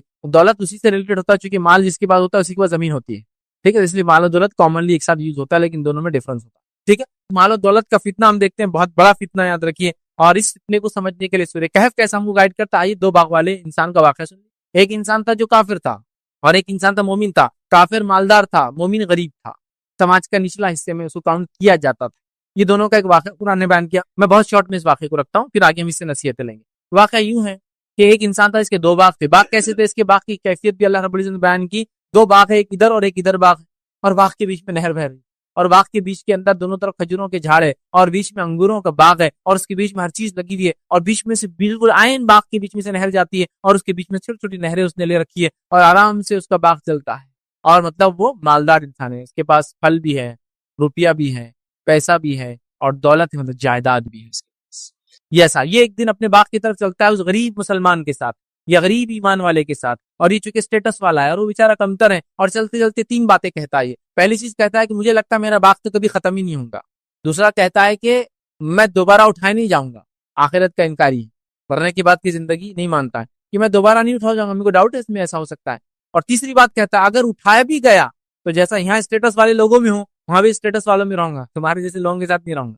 پتا جیسا یہاں جو کچھ ملا ہے، جنت مطلب باغ کا کیا، باغ جیسا ملا ہے، تو اگر دوبارہ اٹھایا گیا بھی، پہلے تو مانتا نہیں ہوں میں، لیکن اگر اٹھایا گیا بھی تو مجھے ایکسپیکٹڈ ہے کہ میرے ساتھ اچھا ہی سلوک ہوگا جیسا دنیا میں ہوا ہے۔ تین باتوں کا دعویٰ کرتا ہے۔ اب دوسرا آدمی بولتا ہے کہ کسی بات کرتے ہو، اللہ رب العزت نے تم کو پیدا کیا اور تم اس طرح سے رب العزت کا انکار کرتے ہو، اور وہ اس کو نصیحت کرتا، واز کرتا ہے کہ آخرت پر ایمان لاؤ اور یہ کرو، اللہ ہم کو پیدا کرنے والا، اللہ ہمارا رب ہے، لیکن وہ اس بات کو نہیں مانتا ہے۔ اور ایک دن جب وہ اپنے باغ میں پہنچتا ہے تو اس کا باغ پورا کا پورا برباد ہو جاتا ہے، ختم ہو جاتا ہے، اور کچھ بھی نہیں بچتا۔ تو مالدار انکار کرنے والا اور غریب مسلمان ایمان والا، مالدار انکاری اور غریب آستوان ایمان رکھنے والا، تو یہ دونوں کا ایک مکالمہ ہے۔ اور اس سے ہم کو کیا نصیحتیں ملتی ہے، مختصر واقعہ تو میں آپ کو سنا چکا ہوں۔ اس کی مالداری نے اس کو تکبر، کبر کی طرف لے گیا، اس کی مالداری نے شاید اس کو کفر کی طرف لے گیا، اس کی مالداری نے اس کو جو ہے ایسی باتوں کی طرف لے گیا کہ شاید یہ دنیا کبھی ختم، مطلب میرا باغ کبھی ختم نہیں ہوگا اور میں کبھی دوبارہ اٹھا نہیں جاؤں گا، اور اٹھایا گیا بھی تو عزت والے اکرام والے لوگوں کے ساتھ میرا جیسا یہاں معاملہ ہے ویسا وہاں ہوگا۔ رب العزت نے اس کے باغ کو برباد کر دیا، اس کے مال و دولت اور اس کا سرمایہ پورا کا پورا برباد ہو گیا۔ تو مال و دولت کے فتنے میں ہم سب پھنسے ہیں، ہم سب پھنسے ہیں نا۔ جاہ اور جلال، مال و دولت کیا کیا پرابلمز لاتی ہے آپ اندازہ نہیں کر سکتے، کتنی ساری برائیاں صرف مال و دولت کے ساتھ۔ یہ مت سمجھیے کہ اسلام مال و دولت کو برا بولتا ہے، نہیں، مال و دولت بہت اچھی نعمت ہے اللہ کی بھائی، لیکن اس کا استعمال اچھا یا برا ہوتا ہے، تو ہم کیا کرتے ہیں اس کو دیکھنا چاہیے۔ لیکن اکثر دیکھا گیا مال و دولت نے انسانی برائیاں لائی۔ سب سے پہلے انبیاء کا انکار کرنے والے کون تھے لوگ؟ قرآن کا مطالعہ کیجیے، جو اس قوم اور بستی کے مالدار اور اثر والے لوگ تھے، پوزیشن والے لوگ تھے، سب سے پہلے انکار کیا انہوں نے ایمان کا۔ اور ایمان لانے والوں میں سب سے پہلی جماعت کون سی ہوا کرتی؟ غریب لوگوں کی، غلاموں کی، اور سماج میں جو نچلے طبقے تھے وہ سب سے پہلے ایمان لاتے۔ تو میں نے اس لیے کہا کہ مال و دولت کبھی کبھار بہت بگاڑ لاتی، بہت بگاڑ لاتی، یہاں تک کہ دین و ایمان کا بگاڑ لاتی۔ تو مال و دولت کی فتنے سے ہمیشہ پناہ مانگنا چاہیے، مال و دولت حلال روزی کی دعا ہمیشہ کرتے رہنا چاہیے، خوب حلال مال کمانا چاہیے، اسے زکوٰۃ دینا چاہیے، صدقات اور خیرات کرنا چاہیے، لیکن مال کی فتنے سے ہمیشہ پناہ مانگنا چاہیے۔ تو آئیے سورہ کہف کی اس واقعے سے مال و دولت کے کیسے فتنے سے کیا نصیحتیں ملتی، کیا اسباق ملتے وہ آپ کے سامنے رکھتا۔ آئیے، جب اللہ آپ کو دوسروں سے زیادہ نوازے، دوسروں کو کمتر اور حقیر نہیں سمجھنا چاہیے۔ پہلا نصیحت کیا ملتی ہے؟ اس مالدار انسان کو جو اللہ کا انکار کرتا تھا، آخرت کا انکار کرتا تھا، اللہ نے مال و دولت زیادہ دیا تھا، اس نے اپنے آپ کو تکبر کیا اور اس آدمی کو کیا سمجھا؟ چھوٹا سمجھا۔ کیا بولا تھا اس نے؟ اگر اٹھایا بھی گیا تو جیسا یہاں ویسا رکھا جاؤں گا، تحقیر نہیں سمجھنا۔ تو سب سے پہلی نصیحت ہے، جب اللہ دوسروں سے زیادہ آپ کو مال و دولت دے تو کسی کو حقیر نہیں سمجھنا۔ مال و دولت اللہ کی ایک سمپل ایک نعمت۔ مسلمانوں میں تو ایک کہاوت مشہور ہے، پیسہ ہاتھ کا میل مانتے ہیں، آیا اور گیا۔ دیکھیے ہاتھ پہ کتنا بھی میل لگے، کتنا بھی میل لگے گا، اتنا ڈھیروں میل لگے، کالے ہاتھ ہو گئے میرے، صرف پانی کے نیچے ہاتھ ڈال کے یوں کرنا شروع کرو، تب بہ کے چلا جاتا، پسینہ آ جائے ہاتھ میں، میل نکل کے چلا جاتا، پھر ہاتھ جیسے کوئی اچھے ہو جاتے ہیں نا۔ تو میل بھائی آتا اور چلے جاتا۔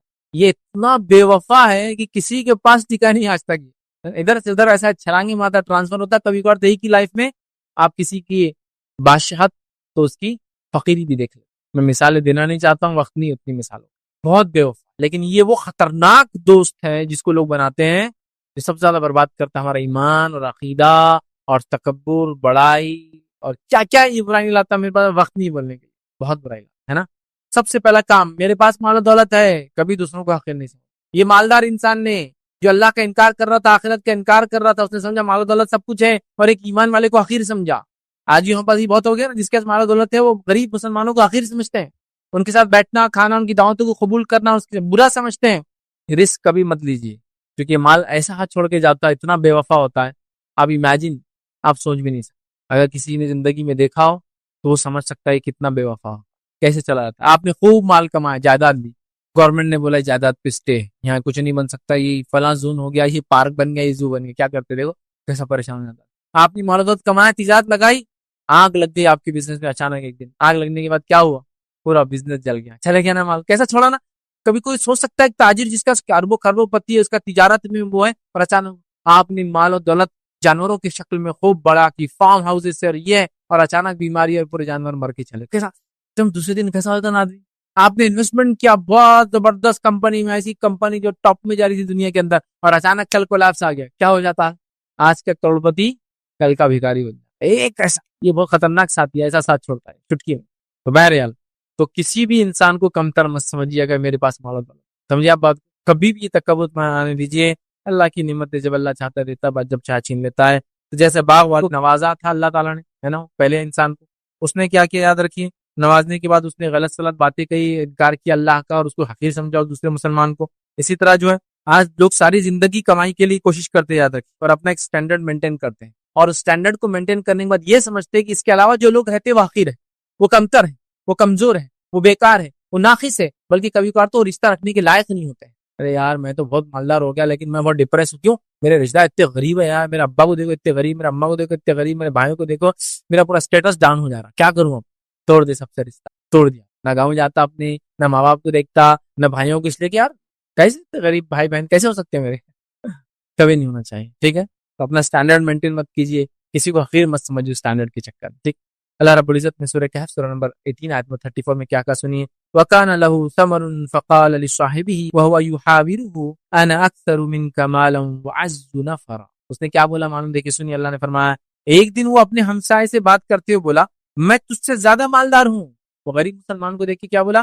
میں تجھ سے زیادہ مالدار ہوں اور تجھ سے زیادہ طاقت رکھتا ہوں، یا تجھ سے زیادہ مالدار. اب یہ کافر ہے اور کیا کرا دوسرے کو؟ میں تجھ کو اپنے آپ سے مال میں کم سمجھتا ہوں اور میں تجھ سے زیادہ مالدار ہوں اور میری طاقت بھی تجھ سے زیادہ ہے. تکبر کیا اس نے، کبھی بھی اپنے مالداری کا تکبر نہیں دکھانا، حالانکہ اس کا عقیدہ بھی درست نہیں تھا، وہ کافر بھی تھا. دوسرا سبق جو ہم کو ملتا ہے مال و دولت کے فتنے سے بچنے کا، اس واقعے کے اندر، اس 2 باغ والے کے واقعے کے اندر اتنا مال و دولت تھا اس کے پاس، کیا ملتا ہے؟ کوئی آپ کو حقیر سمجھے تو آپ احساس کمتری میں مت مبتلا ہوئیے، بلکہ آپ کے پاس جو نعمت توحید اللہ نے دی تھی اس کا شکر بجا لائیے. جب کوئی آپ کو حقیر سمجھے، جیسا وہ باغ والے نے، 2 باغ والے نے اس دوسرے مسلمان کو، غریب مسلمان کو حقیر سمجھا، تو یہ احساس کمتری میں نہیں پڑا کہیں بول رہے یار تم کیا، میرا کچھ بھی نہیں ہے. نہیں، حقیر نہیں سمجھا اس نے اپنے آپ کو. جب اس کو دوسرے نے حقیر سمجھا تو احساس کمتری میں نہیں گیا، بلکہ اس کے پاس جو نعمت تھی اس نعمت پہ یہ خوش ہوا، اس نعمت پہ یہ مضبوطی سے جم گیا. اور وہ نعمت کیا تھی اس کے پاس؟ توحید کی نعمت. وہ مسلمان کے پاس عقیدہ تھا کہ آخرت میں اٹھنے والا. یہ کیا بول رہا تھا؟ دوبارہ نہیں اٹھنے والے. کیا عقیدہ تھا تو اس نے اس پہ شکر ادا کیا. یاد رکھیے، تو اس بات کو آپ یاد رکھیے، کوئی آپ کو حقیر سمجھے تو آپ اللہ نے جو آپ کو نعمتیں دی اس پہ شکر ادا کیجئے. کا احساس کمتری مبتلا مت ہوئیے، اس کے ساتھ برا سلوک مت کیجئے اس آدمی کے ساتھ جو کر رہا ہے، بلکہ آپ نعمتوں کا شکر ادا کیجئے اللہ نے دی ہے، کہ اللہ نے مجھے صحت دی ہے، اللہ نے مجھے اچھے بیوی اور بچے دیے ہیں، اللہ رب العزت نے مجھے توحید پر قائم رکھا ہے، اللہ رب العزت نے مجھے حلال روزی کمانے کی توفیق دی ہے، اللہ رب العزت مجھ سے عبادتیں کروا لیتا ہے. یاد رکھیے، میں کوشش کرتا ہوں، رب العزت مجھے توفیق دیتا ہے کہ نمازیں پڑھ لیتا ہوں. الحمدللہ میں اس تیری حقارت سے احساس کمتری، انفینٹی کمپلیکس میں نہیں آنے والا ہوں، میں جو نعمت ہے اس پر خوش ہونے والا. تو خوش ہوئیے اس نعمت پر، اس لیے کہ جب دجال آئیں گا، یاد رکھیے، وہ خوب مال اور متاع لوگوں کو دیں گے، جو اس پر ایمان لائیں گے اسے خوب لٹائیں گے. لیکن سب سے عظیم دولت اس زمانے میں جو ہوں گی وہ ہوں گی توحید کی دولت. اور ایک نوجوان توحید پرست جس کے پاس دجال آئیں گا، ہاں دجال آئیں گا اور کہیں گا مجھ پر ایمان لاتا ہے، وہ کہیں گا نہیں، ایمان نہیں لاتا. تو وہ کیا کریں گے معلوم؟ آرے سے ان کے 2 ٹکڑے کریں گے. پھر دجال جڑانے کے بعد بولیں گا کیا مجھ پر ایمان لاتا ہے؟ دیکھ تجھے مار دیا تھا، زندہ کیا. تو وہ کہیں گا اب تو میں اللہ کے رسول صلی اللہ علیہ وسلم جو باتیں بتائی اس پر اور زیادہ ایمان لاتا ہوں، کیونکہ مجھے بتا دیا کہ حدیث میں تو ایسا کرنے والا ہے، میں اور زیادہ ایمان لاتا ہوں. پھر دجال تلوار اٹھائیں گا اور اسی گردن میں ماریں گا، اللہ تعالیٰ اسی گردن کو تانبے کی گردن بنا دیں گا، پھر اس نوجوان کو مار نہیں سکے. تو اس دجال کے سامنے بھی جو چیز اس کو بچائیں گی توحید. تو اگر کوئی آپ کو حقیر سمجھے، حقیر جانے، تو آپ کو اس کو ریٹیلیٹ نہیں کرنا، اس کو برا نہیں بولنا ہے. آپ کی نعمتیں جو اللہ نے دی اس پر آپ شکر بجا لائیے. کہ وہ کہہ رہا ہے تم تو اتنے غریب خلاص بھکاری کیا زندگی جیتے گا، تم کیسا جیتے؟ الحمدللہ جو رب کھلاتا ہے کھا کے جی. یہ نہیں کہ تو کیا امیر، تیری مال کیا لاگ لگے تیری مال و دولت کی، نہیں، کچھ بھی نہیں بولنا. جو میرے کو اللہ نے دیا کھاتا پیتا اور خوش ہے. توحید کے دولت اللہ نے نوازی ہے، میرے بیوی بچے ایمان والے، بڑا خوش ہوں. سمجھے آپ بات؟ تو بہرحال تو کوئی آپ کو حقیر سمجھے، احساس کمتری مت جائیے، جو نعمت اللہ نے دی خاص توحید وغیرہ اس کا شکر ادا کیجیے. تو اس شخص نے وہ کیا، یاد رکھیے. اور اللہ رب العزت کیا فرماتا سورہ کہف سورہ نمبر 18 آیت نمبر 37-38 میں اللہ نے کیا فرمایا سنیے. قال له صاحبه وهو يحاوره اكفرت بالذي خلقك من تراب ثم من نطفة ثم سواك رجلا لكن هو الله ربي ولا اشرك بربي احدا. اللہ فرماتا کہتا ہے اس کے ہمسائے نے گفتگو کرتے اس سے کہا کیا تو کفر کرتا ہے؟ تو اس نے کیا کہا؟ میں سمجھتا ہوں بات کبھی ختم نہیں ہوں گا اور میں دوبارہ اٹھا نہیں جاؤں گا. تو وہ جو مسلمان تھا غریب، وہ کیا جواب دیتا ہے؟ وہ کہتا ہے کیا تو کفر کرتا ہے اس ذات سے جس نے تجھے مٹی سے پیدا کیا، پھر نطفے سے پیدا کیا اور تجھے ایک پورا آدمی بنا کر کھڑا کیا؟ رہا میں تو میرا تو وہی اللہ ہے اور میں اس کے ساتھ کسی کو شریک نہیں کرتا.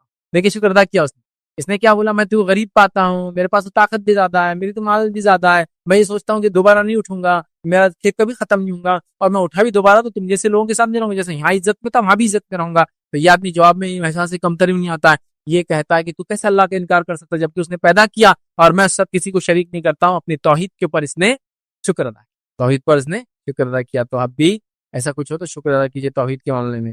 اور متکبر مالدار کو اس واقعے میں یہ نصیحت یہ ملتی ہے، یاد رکھیے، وہ یہ ہے کہ اللہ رب العزت فرماتا ہے، سنیے کیا نصیحت ملتی ہے. سورہ کہف سورہ نمبر 18 آیت 39 نے فرماتا ہے، کہتا ہے وَلَوْلَا إِذْ دَخَلْتَ جَنَّتَكَ قُلْتَ مَا شَاءَ اللَّهُ لَا قُوَّةَ إِلَّا بِاللَّهِ إِن تَرَانِي أَنَا أَقَلَّ مِنْكَ مَالًا وَوَلَدًا. اللہ فرماتا کہتا ہے کہ اگر آپ متکبر دیکھیں کسی کو جو مال و دولت سے فخر کر رہا ہے تو کیا نصیحت کرے. اللہ فرماتا ہے اور جب تو اپنی جنت میں داخل ہوا تو اس غریب مسلمان نے اس مالدار سے کیا کہا، اور جب تو اپنے باغ جنت میں داخل ہوا تھا تو اس وقت تیری زبان سے یہ کیوں نہیں نکلا؟ کیا کیوں نہیں نکلا؟ ماشاء اللہ، جیسا اللہ نے چاہا، لا قوت الا باللہ، اللہ کے علاوہ کوئی اور طاقت اور قوت نہیں ہے. اگر تو مجھے مال اور اولاد میں اپنے سے کمتر پا رہا ہے، اگر تو مجھے مال اور اولاد میں اپنے سے کمتر پا رہا ہے امیر، تو نے تو کیا کرنا چاہیے تھا؟ اللہ کا اور شکر ادا کر کے یہ کہنا چاہیے تھا، یہ نہیں بولنا تھا باغ کبھی ختم نہیں ہوگا، یہ بولنا چاہیے تھا ماشاء اللہ لا قوت الا باللہ، یہ کہنا چاہیے. اس سے پتہ چلا کہ مالدار متکبر کو نصیحت کی گئی. کیا نصیحت کی گئی؟ یہ نصیحت ہے کہ وہ شکر ادا کرے جو نعمت اللہ نے دی. تیسری نصیحت کیا ملتی ہے اس واقعے سے ہم لوگوں کو سیکھنے کا؟ سورہ کہف کے اس واقعے سے تیسری نصیحت یہ ہے کہ غرور کا انجام کیا ہوتا ہے؟ زوال نعمت دنیا میں اور آخرت میں آگ کا عذاب. غرور کا انجام پتہ چلتا ہے اس واقعے سے ہمیں کہ دنیا کے اندر ذلیل ہوتا ہے وہ انسان جو غرور کرتا ہے، اور آخرت کے اندر وہ جہنم میں جانے والا ہے. اور یہ انجام اس واقعے سے ہم کو پتہ چلا. کیا ہوا؟ مغرور انسان جو تکبر کے ساتھ بول رہا ہے میں تیرے سے مال میں زیادہ ہوں، دولت میں زیادہ ہوں، عزت والا ہوں، اور میں سمجھتا ہوں باغ کبھی ختم نہیں ہوگا، اور میں سمجھتا ہوں آخرت کبھی نہیں قائم ہوگی، میں دوبارہ نہیں اٹھنے والا، اور میں سمجھتا ہوں اٹھا بھی تو اچھا میرا نہ لوں گا. اس کا انجام کیا وہ سن لیجیے. اللہ رب العزت کیا فرماتا ہے قرآن کے اندر، اسی صورت کے اندر، سورہ کہف سورہ نمبر 18 آیت نمبر 42 میں اللہ نے فرمایا کہا وَأُحِيطَ بِثَمَرِهِ فَأَصْبَحَ يُقَلِّبُ كَفَّيْهِ عَلَى مَا أَنفَقَ فِيهَا وَهِيَ خَاوِيَةٌ عَلَى عُرُوشِهَا وَيَقُولُ يَا لَيْتَنِي لَمْ أُشْرِكْ بِرَبِّي أَحَدًا. اللہ فرماتا ہے اور اس کے سارے پھل گھیر لیے گئے. اب وہ باغ کا حال کیا ہوا جب اس نے تکبر کیا؟ اللہ نے پورے پھلوں کو اس کے برباد گھیر لیے گئے. بس وہ اپنے اس خرچ پر جو اس نے اس میں کیا تھا اپنے ہاتھ ملنے لگا، اور وہ باغ تو آندھا الٹا پڑا تھا. ایسا بھور آیا، بونڈر، سائیکلون، ٹائکون، جو بھی بہرحال تھا وہ آیا، پورے اس کے کھیتی کو پھلوں سے الٹا کر دیا. آپ دیکھیے ایک جھاڑ میں اچھے جام، اچھے آم، اچھے سیب، اچھے انار لگے، اور ایک زبردست تیزی یا تھنڈر سٹارم، بارش، اولے وغیرہ گر جائے، پورے پھل نیچے پڑے اور ایک ہی دن میں کیڑا پڑ جائے. سب اندھا کر دیا اللہ نے. جو اس نے محنت کی تھی، پیسہ لگایا تو ہاتھ ملنے لگا، اور کیا کہنے لگا؟ ملنے لگا، اور باغ اندھا الٹا پڑا تھا. اور وہ شخص یہ کہہ رہا تھا کاش میں اپنے رب کے ساتھ کسی کو شریک نہ کرتا. تو نصیحت کیا ملی؟ تکبر کا انجام دنیا میں نقصان، خسارہ، اور آخرت میں جہنم کا عذاب. تو یہ دوسرا سبق تھا اس سورت سے، سورہ کہف سے، جو ہم نے حاصل کیا، اور بڑا اہم سبق. آئیے سورۃ الکہف سے تیسرا سبق جو ہم حاصل کریں گے آج، اور جو بڑا فتنہ ہے، اس فتنے سے بچنے کا وہ ہے علم کا فتنہ. علم کے فتنے سے ہم کیسے بچیں سورۃ الکہف کے پس منظر میں دیکھیں گے. اور علم کا فتنہ بہت خطرناک فتنہ ہے. جیسے میں نے کہا سائنس ٹیکنالوجی میں انسانیت نے اتنا ایڈوانسمنٹ کر لیا کہ انسان نعوذ باللہ یہ سوچ رہا ہے کہ ہم سب کچھ کر سکتے ہیں. سب کچھ مطلب سب کچھ. ہمارا کوئی کریٹر نہیں، ہم خود اپنے آپ کے کریٹر ہیں. ہمارا کوئی خالق نہیں، ہم خود اپنے آپ کو ہم بنانے والے ہیں، اور ہم پیدا کر سکتے ہیں چیزوں کو، ہم بنا سکتے ہیں. سائنس ٹیکنالوجی ہم اتنے آگے جا رہے ہیں، ہم یہ کر سکتے ہیں، وہ کر سکتے ہیں، وہ کر سکتے ہیں، وہ کر سکتے ہیں. اور یہ سوچ رہا ہے کیا خدا کا کچھ کام باقی ہے؟ خدا نے بنایا اور اس بستی کو، دنیا کو چھوڑ دیا، اب سب کچھ ہم کرنے والے، بلکہ ہم اور ایڈوانس جا رہے ہیں نعوذ باللہ. یہ سوچ، یہ رہا ایک عام بات. دوسرا اس میں ان کے فتنے میں یہ لے سکتے ہیں وہ لوگ جن کو اللہ نے علم دے رکھا ہے، سائنسدان وغیرہ وغیرہ وغیرہ، ایسے جو لوگ ہوتے ہیں وہ بھی اپنے علم کے فتنے میں نہ پڑے، اپنے آپ کو عاجز رکھیں. ٹھیک. تیسری چیز یہ پتہ چلتی ہے کہ وہ لوگ جو دین کا علم رکھنے کا دعویٰ کرتے ہیں وہ لوگ بھی اس فتنے میں نہ پڑے کہ مجھے اگر دین کا علم ہے یا اللہ نے کچھ مجھے تھوڑا بہت علم دے رکھا ہے تو میں بہت کچھ ہوں. یا ہر قسم کا جس کے پاس علم ہے وہ فتنے میں نہ پڑے اس کے، بلکہ اللہ سے دعا کرے کہ اللہ اس علم کو میرے لیے نفع بخش بنائے، اور میں جو علم رکھتا ہوں اس پر میں باعمل رہوں. سمجھ رہا بات؟ تو لہٰذا علم کا فتنہ بڑا خطرناک فتنہ ہے. اس دور میں فتنہ اتنا بڑھ چکا ہے کہ لوگ ملحد ہو رہے ہیں، اللہ کا انکار کر رہے ہیں اس علم کی وجہ سے، ہے نا. سائنس ٹیکنالوجی میں نے سیکھ لی، اب میں رب کو نہیں مانتا نعوذ باللہ. تو لوگ انکاری بن رہے ہیں، لوگ علم حاصل کر کے متکبر بن رہے ہیں. سائنسدان متکبر، ڈاکٹر صاحب اتنے متکبر کی لوگوں سے بات بھی نہیں کرتے، تکبر کی بنیاد پہ کم بات کرتے، ایک الگ بات ہے، مصروفیت کیسے نہیں کر لگا، لیکن متکبر، ارے یار چھوٹے موٹے لوگ کیا بات کریں گے، میری بات کیا سمجھ رہا بات. یا میں دینی عالم ہوں، تھوڑا بہت علم ہوں، تھوڑا بہت اچھا تقریر دیتا ہوں، تو میرے میں اتنا تکبر آ گیا کہ میں لوگوں سے نہیں ملتا، لوگوں کو حقیر سمجھتا اپنے آپ سے. تو علم ہے نا، بیس علم کو بناتے. علم بہت بڑا فتنہ اگر اس کا صحیح استعمال نہ ہو. ہمیشہ علم کے فتنے سے اللہ سے پناہ مانگنا چاہیے، علم حاصل کرنا چاہیے، اور کبھی بھی تکبر نہیں کرنا چاہیے جو علم ہمارے پاس ہے. تو آئیے اس کے لیے ہم سورہ کہف سے کیا واقعہ لے سکتے ہیں؟ موسیٰ علیہ السلام کا واقعہ ہم لیں گے، اور اس سے سیکھیں گے کہ ہم کیسے بچ سکتے ہیں اس فتنے سے. موسیٰ علیہ السلام کا واقعہ کیا ہے؟ بہت مختصر بیان کرتا ہوں. موسیٰ علیہ السلام اور خضر علیہ السلام کا واقعہ ہے. موسیٰ علیہ السلام ایک بار بنی اسرائیل کو خطبہ دے رہے تھے. بنی اسرائیل میں سے کسی نے پوچھا کہ اے موسیٰ، دنیا کے اندر سب سے زیادہ علم والا انسان کون ہے؟ موسیٰ علیہ السلام کو لگا کہ میں وقت کا برگزیدہ نبی ہوں، اور اولو العزم پیغمبر جو گزرے ہیں یاد رکھیے وہ 5: نوح علیہ السلام، ابراہیم علیہ السلام، موسیٰ علیہ السلام، عیسیٰ علیہ السلام، اور محمد صلی اللہ علیہ وسلم. یہ 5 برگزیدہ پیغمبر گزرے. تو موسیٰ علیہ السلام کو لگا کہ میں ہی ہوں گا. تو آپ نے کہہ دیا میں ہوں، میرے پاس سب سے زیادہ علم. اللہ رب العزت نے کہا، کیونکہ اللہ رب العزت یہ چاہتا تھا، حدیث کے اندر الفاظ آتے ہیں کہ جو موسیٰ علیہ السلام سے بھی سوال ہو تو آپ نے کہنا چاہیے تھا اللہ سب سے زیادہ علم والا ہے. تو اللہ نے ان کی پکڑ کی موسیٰ علیہ السلام. کہ اللہ نہ بولتے موسیٰ نے یہ کہا کہ میں سب زیادہ علم والا ہوں، چلو جاؤ موسیٰ تم کیا کرو، نکلو ایک سفر پر اور جاؤ ہمارے ایک بندے کے پاس جس کو ہم نے علم دے رکھا ہے، دیکھو ذرا تم نے یہ کہا نا تم کے سب زیادہ علم، جاؤ ذرا۔ موسیٰ علیہ السلام نکلتے ہیں اور پورا واقعہ بہت لمبا ہے، میں بہت شارٹ میں جا رہا ہوں۔ ایک مچھلی لے کے نکلتے جو کہ علامت ہوں گی، مچھلی جہاں پانی میں جائیں گی اس کا مطلب وہاں موسیٰ علیہ السلام کو اس شخص سے اللہ ملائیں گا جس سے ملانا چاہتا ہے، اور موسیٰ علیہ السلام کو اس کا جواب ملے گا کہ علم میں جو انہوں نے کہہ دیا میں سب زیادہ علم والا۔ اور موسیٰ علیہ السلام یوشع بن نون جو کہ ابھی صحابی رسول ہے، یہ بعد میں چل کے نبی بنے بنی اسرائیل کے عادت۔ اور ایسے واقعات ہم کو ملتے ہیں کہ کچھ لوگ پہلے صحابی تھے کسی نبی کے، اور بعد میں اللہ نے ان کو نبوت دی، تو یوشع بھی ان میں سے ایک ہے، یوشع ابن نون۔ یہ پہلے بنی اسرائیل کی ایمان لانے والے انسانوں میں سے تھے، موسیٰ علیہ السلام کے حواری میں تھے، بعد میں اللہ نے ان کو نبوت بھی عطا کر دی۔ تو یہ سفر پہ نکلے، نوجوان ساتھی تھے ان کے، موسیٰ علیہ السلام اور یہ دونوں سفر پہ نکلے۔ موسیٰ علیہ السلام نے کہا جب مچھلی چلے جا نکل کے زندہ ہو کے، مطلب وہ مچھلی مری ہوئی تھی لیکن ایک مقام پر اللہ نے حکم دیں گا اس کو زندہ ہوں گی، پانی میں جائیں گی، وہاں اپن ملیں گے۔ وہ لوگ چلے کی جگہ سوئے، سو کر اٹھے، مچھلی نکلی اور پانی میں چلے گئی۔ یوشع ابن نون بھول گئے، موسیٰ علیہ السلام تھوڑی دیر سے اٹھے۔ موسیٰ علیہ السلام جب اٹھے دونوں سفر پہ نکل کے، ایک دن اور رات گزر گیا۔ موسیٰ علیہ السلام نے کہا بڑے تھک گئے، کیا ہو گیا؟ کہا چلو کچھ کھاتے۔ جب کھانے کے لیے کھولا تو کہا ارے میں بھول گیا، مچھلی تو نکل کر چلے گئی تھی اور شیطان نے مجھے بھلا دیا۔ موسیٰ علیہ السلام نے کہا کوئی بات نہیں، ہم واپس ریٹرن جائیں گے۔ ریٹرن گئے، اس مقام پہ پہنچے جہاں مچھلی نے ایک سوراخ کر کے پانی میں گئی تھی، وہاں انتظار کرے اور وہاں آئے خضر علیہ السلام۔ خضر علیہ السلام سے موسیٰ علیہ السلام کی ملاقات ہوئی اور خضر علیہ السلام اور موسیٰ علیہ السلام نکلے، اس نہر کے کنارے سے چلے۔ ایک کشتی دکھی، کشتی کو ہاتھ بتایا گیا، لوگوں نے پہچان لیا یہ خضر ہے، اور خضر کا احترام کرتے چونکہ وہ نون تھے اس علاقے کے اندر، شاید کہا کہ آپ آئیے اور بغیر پیسے کے سفر کیجیے کشتی میں۔ وہ بغیر پیسے کے سفر کرنے کشتی میں بیٹھے، کشتی چلے چلے ایک مقام تک پہنچی اور خضر علیہ السلام نے کشتی کا ایک تختہ نکالا، خاموشی میں لوگ جب نہیں دیکھ رہے تھے، اور توڑ دیا۔ اور موسیٰ علیہ السلام کو پہلے بتا دیا تھا میرے ساتھ چلو گے تو خاموش رہنا تمہارا کام ہے، اور جب میں بتانا چاہوں گا تب میں بتاؤں گا میں نے کیوں کیا۔ لیکن موسیٰ علیہ السلام کو تاب نہیں آیا، کہا ایک آدمی ہم کو فری رائڈ دے رہا ہے، کشتی میں فری بٹھایا اور خضر تم کشتی کو تم نے توڑ دیا، اس کی خراب کر دی، امیزنگ، تعجب کی بات ہے۔ اور اسی دوران جو وہ توڑنے سے پہلے ایک واقعہ یہ ہوا روایت کے اندر آتا ہے کہ خضر علیہ السلام موسیٰ علیہ السلام کھڑے تھے، ایک چڑیا آئی اور چڑیا آ کے اس کشتی کے اوپر بیٹھی اور اس نہر میں سے پانی پیا، یا اس دریا تھی بڑی، پانی پیا۔ تو خضر علیہ السلام نے کہا موسیٰ یہ چڑیا کیا بتا رہی ہے معلوم ہم کو؟ تو موسیٰ علیہ السلام نے کہا کیا؟ تو یہ بتا رہی ہے کہ جتنا پانی میں نے اپنے چوچ میں لیا، جتنا پانی میں نے اپنے چوچ میں لیا، اتنا علم تیرا اور میرا ملا کر اللہ کے علم کے مقابلے میں، اللہ کا علم سمندر جیسا ہے، اور جیسا چڑیا نے سمندر میں سے ایک گھٹ، چڑیا کا گھٹ کیا ہوتا ہوں تو سپ کتنے ایم ایل کا سپ لیں گے اسے پتا نہیں، 1 ml 2 ml ہے نا، اتنا سا سپ لیتی چڑیا، چھوٹا چھوٹا پانی۔ تو کہا موسیٰ علیہ السلام سے کہ جو چڑیا نے پانی پیا، یہ چڑیا بتا رہی ہے کہ اللہ کے علم کے مقابلے ہمارا علم صرف اتنا ہے، جیسا اللہ کے علم سمندر ہے تو چڑیا نے جو پانی پیا نا اتنا تیرا اور میرا علم۔ پھر بارے وہ آگے چلی، انہوں نے توڑ دیا اس کا وہ موسیٰ علیہ السلام کو وہ نہیں ہو، آپ نے پوچھ لیا۔ خضر نے کہا میں نے تم کو پہلے بولا تھا مجھ سے کوئی سوال نہیں جب تک میں جواب نہ دوں، ابھی خاموش ہو۔ موسیٰ علیہ السلام نے کہا ٹھیک ہے، اس چیز کے لیے مجھے چھوڑ دو جسے میرا خود کنٹرول نہیں ہے، میں نے جان بوجھ کے نہیں کیا لیکن نکل گیا میرے منہ سے تم نے جب ایسا کیا تو، حالانکہ فری رائڈ دی ہم کو۔ بہرحال انہوں نے کہا چلو آگے چلے، تو ایک بچہ ملا، خضر علیہ السلام نے اس کو قتل کر دیا۔ موسیٰ علیہ السلام نے کہا یہ تو بہت ہو گیا، ٹو مچ، ایک جان لے لی تم نے بغیر کسی عذر کے۔ خضر نے کہا دیکھو میں نے تم سے پہلے ہی کہا تھا ساتھ چلنا، تو خاموش رہنا۔ کہا ٹھیک ہے میں خاموش رہنے کی کوشش کروں گا۔ آگے بڑھے تو ایک بستی میں گئے، بستی میں جا کے کھانا مانگا، بستی والوں نے کھانا نہیں دیا، تو وہاں ایک دیوار تھی جو گرنے پہ تھی، ٹیڑھی ہو گئی تھی، تو خضر علیہ السلام نے دیوار کو سیدھی کر دیا۔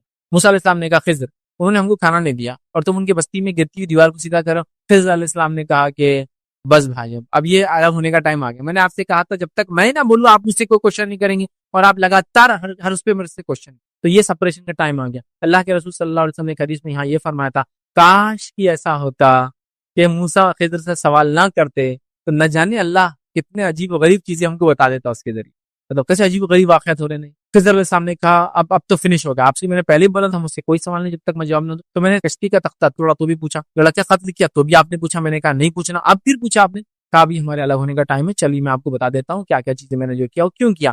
پہلا میں نے تختہ اس لیے توڑا اس کشتی کا کہ اللہ نے مجھے بتا دیا تھا بذریعہ وہی کہ ایک بادشاہ ہے جو اچھی کشتیوں کو قبضے میں لے رہا ہے، تو میں نے کشتی کا تختہ توڑ دیا جس سے پانی اندر آیا۔ جب یہ کشتی وہاں پہنچی ہمارے اترنے کے بعد، جب بادشاہ نے اس کو پکڑا، جب دیکھا کشتی پھٹی ہوئی تو اس نے اس کشتی کو چھوڑ دیا، تو گویا میں نے اس کے فائدے کے لیے کام، ورنہ اس کی کشتی اس کے ہاتھ سے بادشاہ کیا کر رہا تھا، قبضہ کر لے رہا، قبضہ مطلب بادشاہ زبردستی لے لیتے چیزوں میں، کچھ پیسے ویسے نہیں اس کے بدلے۔ کہا دوسرا جب ہم اس بچے کے پاس گئے جو کھیل رہا تھا بچوں کے اندر، میں نے اسے قتل کیا، یہ اللہ کا حکم تھا مجھے، اور وہ بڑا ہو کر جو ہے کافر بننے والا تھا جس سے اپنے والدین کو آزمائش میں ڈالنے والا۔ اللہ رب العزت نے چاہا کہ اس کے والدین کے ساتھ اس نے سلوک کرے، اچھا معاملہ کرے، اور وہ کتنے میں نہ پڑا ایمان کے، لہٰذا اس کو قتل کر دیا۔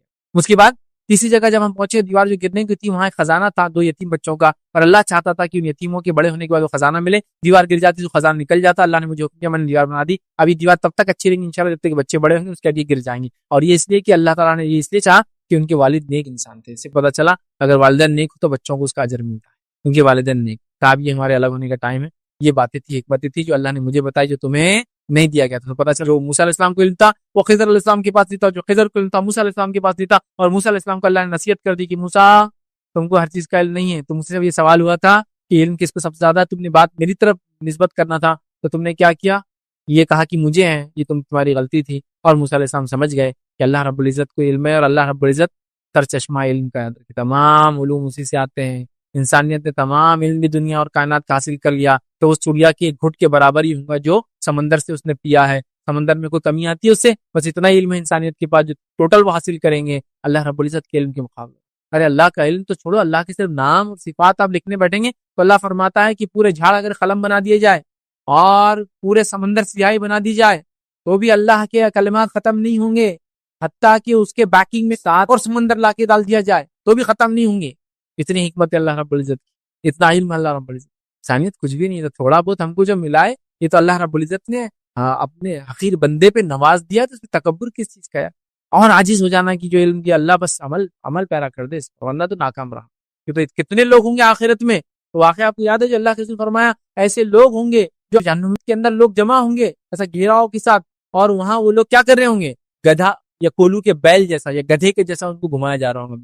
پوچھا جائے گا تم تو وہ لوگ ہو دنیا میں جو ہم کو اچھائی کا حکم دیتے تھے اور برائی سے روکتے تھے, اب تمہیں کیا ہو رہا ہے؟ تو کہا جس چیز کا تمہیں حکم دیتے تھے ہم خود عمل نہیں کرتے, اس کے نتیجے میں آج یہ سزا مل رہی ہے, اس کے نتیجے میں جو ہے یہ سزا مل رہی ہے.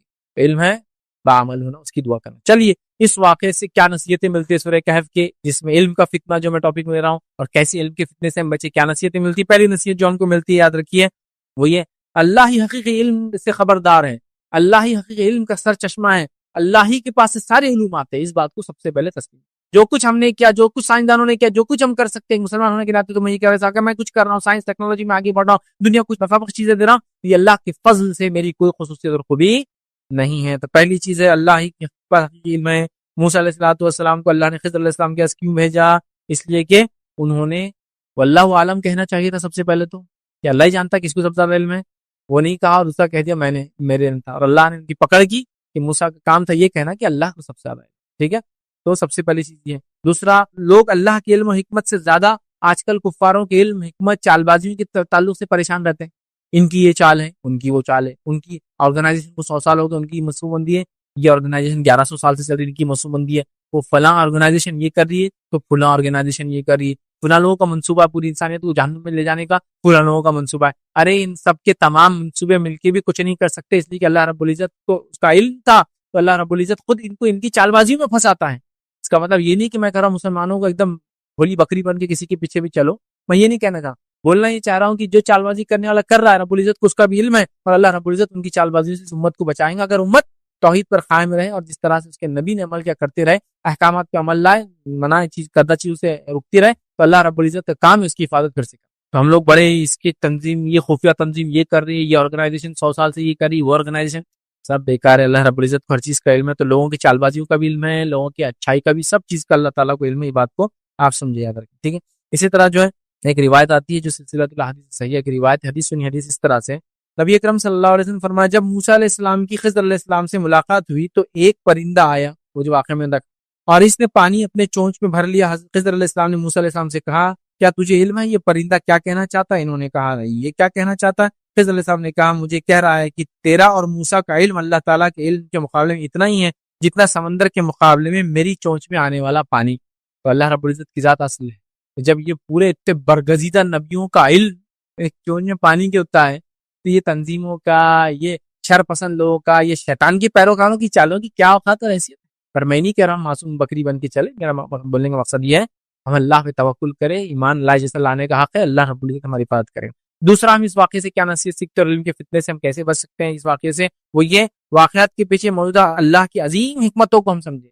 جو چیز زندگی میرے اور آپ کے ساتھ ہوتی ہے مجھے اس کا علم نہیں ہوتا ہے, لیکن اللہ کی عظیم حکمت کو آپ ذہن میں رکھیے کہ اللہ نے کچھ نہ کچھ حکمت سے ہی کام میرے ساتھ کروایا ہے. اور روایتوں میں الفاظ آتا ہے کہ کوئی کام مومن کے ساتھ نہیں ہوتا مگر یہ کہ اس کے لیے نفع بخش ہوتا ہے. جیسا کشتی میں سوراخ کر دیا, تختہ توڑ دیا خاموشی میں, خضر علیہ السلام, ہے نا. اب تو کشتی والے پہ کیا گزری ہوں گی اس تھوڑی دیر, کب تک, جب تک کہ وہ کشتی چھوٹ نہ گئی, کیا گزری ہوں گی, کہ کس نے کیا میرے ساتھ یہ لانا تو مناوا تو میری کشتی کو توڑ دی ہے نا. اور جیسی بادشاہ کے پاس گئے, بادشاہ بولا چل لاؤ کشتی, اللہ اچھی کشتی کس کی لو. جب ٹوٹی ہوئی کشتی دیکھا چھوڑ دیا تو ہاں چچ ہوا, وہ بہت اچھا ہوا جو ٹوٹا ہے نا. کتنے جلدی انٹینشنز کیسے بدلتے ہم لوگ. ہم یہ سوچ لیں اللہ کی عظیم حکمت ہے, اللہ کا گریٹر پلان ہوتا ہے. میں راستے جانو گر گیا اور پیر ٹوٹ گیا, اور پیر ٹوٹ گیا اور ابھی تو میری ریس تھی, ابھی تو میرے گیمز تھے, ابھی تو میرا اسپورٹس تھا, ابھی تو میرے کو ہیلتھ کی ضرورت تھی, ابھی تو بزنس ٹائم تھا, ابھی تو سیزن تھا, ابھی تو کھیتی کا ٹائم تھا, ابھی تو یہ تھا. ویٹ رک جاؤ. سمجھ حکمت ہے اس کے پیچھے رب العزت کی. ہو سکتا ہے یہ ٹوٹنا اور تمہارا آرام کرنا تمہارے لیے خیر کا سبب. ایک صاحب ایک بار بتانے لگے, ان کو پیرالسس ہو گیا, پیرالسس فالج لقوا مار گیا ہے نا, سن ہوا تھا, ہاف باڈی پیرالسس. اب اتنے پریشان ہو کے پیرالسس ہو گئے, اتنے پریشان ہو گئے جسی کو انتہا نہیں. جب پیرالسس ختم ہونے کے بعد ان کی باڈی کی چیکنگ وغیرہ ہوا تو ڈاکٹرز نے یہ ڈیٹیکٹ کیا کہ ان کے پھیپڑوں وغیرہ میں کچھ ایسا مرض ہو گیا تھا کہ جب وہ پیرالسس ہوا اور وہ جب آرام کرتے رہے تو آٹومیٹک پیرالسس کے ساتھ وہ مرض بھی کیور ہو گیا. اگر وہ اچھے ہوتے تو شاید اس مرض سے ان کو بہت زیادہ نقصان ہوتا اور تکلیف, بلکہ ڈاکٹر نے دیکھا شاید مر جاتے اس کی وجہ سے. پر ہم نہیں مانتے, ہم تو مانتے ہیں کہ جب تقدیر میرا وقت آتا تو انسان مرنا جب تبھی مرتا.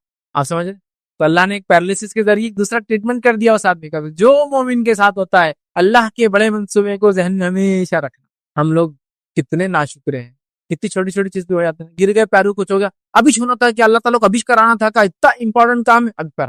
اب دیکھو نا, بچے کا انٹرویو تھا, اللہ تعالیٰ نے ہاتھ اڑا دیا اس کا. کیا ہمارا ہی گھر ملتا نوز باللہ, اللہ تعالیٰ کیا ایسی جملے ہم لوگ بولتے ہیں چھوٹی چھوٹی چیزوں. دیکھو اب اتنی ضرورت تھی پیسوں کی, ابھی نو بیمار پڑے گا, اب کون کما کے لائیں گا. آپ نہیں جانتے, ہو سکتا ہے اس کی جان جانے والی تھی. خضر علیہ السلام دیکھیے کیسے کیسے کام کر رہے ہیں, تو اللہ تعالیٰ نے ان کے ذریعے بتایا. اللہ کے فرشتے بھی ایسا کام کرتے رہتے انسانوں کے لیے, ادھر ادھر جا کر. کبھی کبھار ایسا میں تعجب کے ساتھ سوچتا ہوں, بچوں کو دیکھنا, بچوں کو آج کل تو سی سی ٹی وی کیمرے کا دور ہے, عجیب و غریب معجزاتی ڈھنگ سے وہ بچ جاتے, کہیں بھی نکل جاتے. آپ دیکھیں کوئی بڑا آدمی تو آپ بولتے ابھی تو گر کے اس کو کچھ پہ مر جاتا تھا, گاڑی کے نیچے گاڑی اوپر چلے گئے, بچہ بیچ میں بچ کے نکل گیا. آپ بولتے ہیں معجزاتی طور سے کیسا بچ گیا. آپ دیکھیں ابھی تو سی سی ٹی وی کیمرے کا دور ہے, آپ دیکھیے کار چلے گئی, بچہ نیچے تھا اور پھر کھڑا ہو گیا, معجزاتی طور سے بچ جاتے. دیکھیے فرشتے ہوتے اللہ کے اپوائنٹڈ. حضرت علی رضی اللہ عنہ کو جب کہا گیا کہ آپ خلیفہ ہے, آپ کی بھی سیکورٹی کی ضرورت ہے, تو کہا میری ضرورت نہیں, جب تک فرشتوں کی حفاظت اللہ میں مجھے رکھنا ہے اللہ رکھیں گا, اور وہ میری حفاظت کرتے رہیں گے, اور مجھے کوئی کچھ نہیں کر سکیں. اور جب اللہ تعالیٰ ان کو ہٹانا چاہیں گے ہٹا لیں گا, پھر تم سب مل کر میری حفاظت نہیں کر پاؤں گے. اللہ کا اپنا ایک پلان ہے بھائی, ہر چیز. تو اس گریٹر پلان کو یاد رکھیے کہ اگر میرا پیر ٹوٹا تو کچھ نہ کچھ فائدہ ہے, اگر میرا مال گیا تو کچھ نہ کچھ فائدہ, اگر میری صحت گئی تو کچھ نہ کچھ اس کا پلان ہے اللہ کا فائدہ ہے, اگر میری بچوں کی شادی نہیں تو کچھ نہ کچھ فائدہ, اگر میری صحت آج نہیں تو کل کچھ نہ کچھ اس کا فائدہ اس دنیا اور آخرت میں ہے. شور شارٹ جس کو بولتے ہیں, بالکل ہے ہی. تو وہ حکمت جب انسان یاد رکھتا ہے نا, کشتی والے نے اگر جزا فضا کیا ہوگا 5-10 منٹ بعد, یا وہ دوسرا جب وہ بادشاہ کے پاس گیا ہوں تو کتنا خوش ہوگا, بہت اچھا ہو گیا, اچھا ہو گیا بھائی, یہ کشتی خراب نکلی, نہیں تو گئی تھی کشتی, چلو تختہ بنا لیں گے بعد میں اپن. سمجھ رہے بات.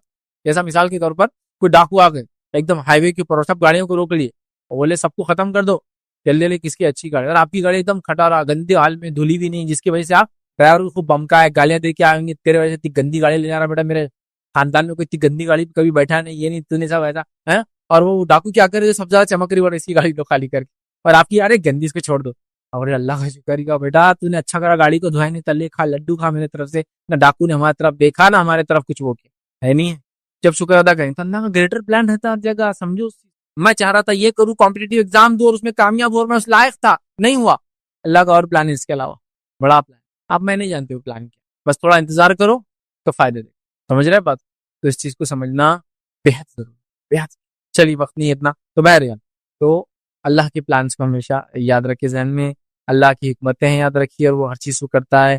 جس طرح واقعات کے پیچھے جو حکمتیں تھیں, موسیٰ علیہ السلام جیسے نبی بھی سمجھ نہیں پائے جب تک کہ خضر نے ان کو ایکسپلین نہیں کیا علیہ السلام نے, تو ایسا ہم جیسے چھوٹے موٹے للو پچھے لوگوں کیا سمجھیں, جو ایمان میں کمزور, علم میں کمزور, عمل میں کمزور. موسیٰ علیہ السلام جیسے نبی نہیں سمجھ پائے خضر کی حکمت, اللہ نے کیا سجائی تھی علیہ السلام, بس ہے. لیکن یاد رکھنا حکمت ہے, اس کے فائدے آپ کو ضرور ملیں گے زندگی. تیسری چیز اس واقعے سے کیا پتہ چلتی ہے, واللہ عالم کہنا سیکھ لے.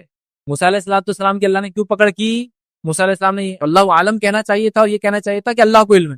موسیٰ علیہ السلام نے اللہ عالم نہیں کہتے ہوئے کیا کہہ دیا, مجھے علم ہے. جب کیا پوچھا گیا, موسیٰ کس کو دنیا میں سب سے زیادہ علم ہے, تو آپ نے کہہ دیا مجھے, یہ سوچ کر کہ میں برگزیدہ نبی اور وقت کا میں ابھی ایک ہی ہوں, کیونکہ ان کے وقت میں کوئی برگزیدہ نہیں تھا. ان سے پہلے ابراہیم علیہ السلام تھے, ان کے بعد بہت زمانہ ہزاروں سال بعد عیسیٰ علیہ السلام ہے. تو ان کا کام کیا تھا, واللہ عالم کہنا. تو واللہ عالم کہنا سیکھ لے. اس واقعے سے پتہ چلا, اس لیے کہ ہم جتنا بھی علم رکھتے ہو کسی چیز کا, اس سے آگے بھی کچھ نہ کچھ علم ہوتا ہے. واللہ عالم, یہ کہنا بہت اچھی چیز, اللہ بہتر جانتا ہے, کہنا سیکھ لے. جو نہیں معلوم اس پر کہنا واللہ عالم. موسیٰ علیہ السلام کو نہیں معلوم تھا, لیکن آپ نے کہہ دیا مجھے علم ہے. تو اگر کہتے واللہ عالم تو مسئلہ ختم ہو جاتا.